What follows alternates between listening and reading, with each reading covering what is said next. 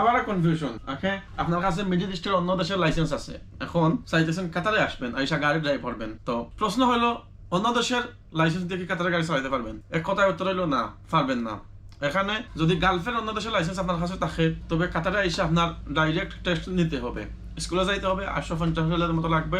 Direct signal test দিবে, কারো কারো ক্ষেত্রে ডাইরেক্ট সিগন্যাল টেস্ট তারপর রোড টেস্ট দিয়ে দেয়, কারো কারো ক্ষেত্রে সিগন্যাল টেস্ট তারপর পার্কিং টেস্ট লাগে, তারপর রোড টেস্ট। এখন যদি আপনি ফার্স্ট করে ফেলান, মানে সিগন্যাল টেস্টে ফার্স্ট করে ফেলান, তারপরে এলপি, তারপরে রোড টেস্টে যদি ফার্স্ট করে ফেলান, তাহলে তো আপনার একদিনের ভিতরে লাইসেন্স হয়ে গেল। একদিনের ভিতরে বলতে আপনার ধরেন আজকে স্কুলে এডমিশন নিছেন, এখন যখন আপনারা তারিখ দেয় তখন একদিনে আপনার সবগুলা হয়তো দিয়ে ফেলতে পারে। তবে কিছুটা চেঞ্জ হইতে পারে, এগুলা স্কুলের বিষয় আদি আসলে সবকিছু বলা যায় না, কখনো বদলে যায়, কখনো তাড়াতাড়ি দিয়ে ফেলে, এরকম।